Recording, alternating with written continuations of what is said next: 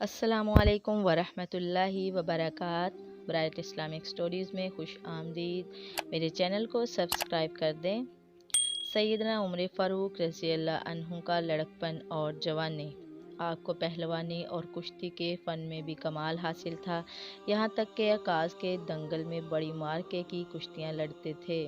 عکاظ جبل عرفات کے پاس ایک مقام تھا جہاں سال کے سال اس غرض سے میلہ لگتا تھا کہ عرب کے تمام اہل فن جمع ہو کر اپنے کمالات کے جوہر دکھاتے تھے، اسی لیے وہی لوگ یہاں پیش ہو سکتے تھے جو کسی فن میں کمال دکھاتے تھے۔ نابغہ بیانی، حسن بن ثابت، سید خنسا بنت عمرو وغیرہ، جن کو شاعری اور ملکہ تقریر میں تمام عرب مانتا تھا، اسی تعلیم گاہ کے تعلیم یافتہ تھے۔ سیدنا عمر کے بارے میں نقل کیا گیا ہے کہ وہ عکاظ کے دنگل میں کشتی لڑا کرتے تھے۔ اس سے اندازہ ہو سکتا ہے کہ حضرت عمر رضی اللہ عنہ نے اس فن میں بھی پورا کمال حاصل کیا تھا۔ شہ سواری میں ان کا کمال تسلیم شدہ ہے۔ وہ گھوڑے پر اچھل کر سوار ہوتے تھے اور گھڑ سواری میں مہارت کا مظاہرہ کرتے۔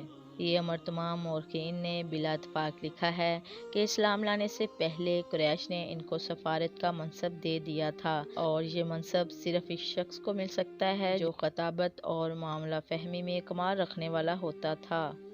سیدنا عمر فاروق رضی اللہ عنہ نے زمانہ جاہلیت میں 3 شادیاں کی۔ ان کی پہلی شادی سیدنا عثمان بن مظعون کی ہمشیرہ سیدہ زینب بن مخزوم سے ہوئی، جنہوں نے اسلام قبول کیا اور ہجرت کی سعادت حاصل کی۔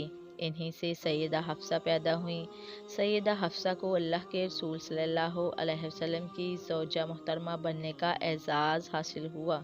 سیدہ حفصہ کے علاوہ ان سے عبداللہ، عبد الرحمن اور اکبر پیدا ہوئے۔ عبداللہ رضی اللہ عنہ نے تمام اولاد سے زیادہ شہرت پائی۔ سیدنا عمر نے قریبہ بن ابی بن امیہ سے بھی شادی کی۔ یہ ام المؤمنین سیدہ ام سلمہ کی بہن تھیں۔ آپ نے تیسری شادی ملیکہ بنت عمرو سے کی، جس سے عبید اللہ پیدا ہوئے۔ قریبہ بنت ابی امیہ اور ملیکہ بنت عمرو نے اسلام قبول نہیں کیا۔ صلح حدیبیہ کے بعد حکم نازل ہوا، کافر عورتوں کو اپنی زوجیت میں نہ رکھو۔ سیدنا عمر رضی اللہ عنہ نے ان دونوں غیر مسلم بیویوں کو طلاق دے دی۔ جزاک اللہ خیرا۔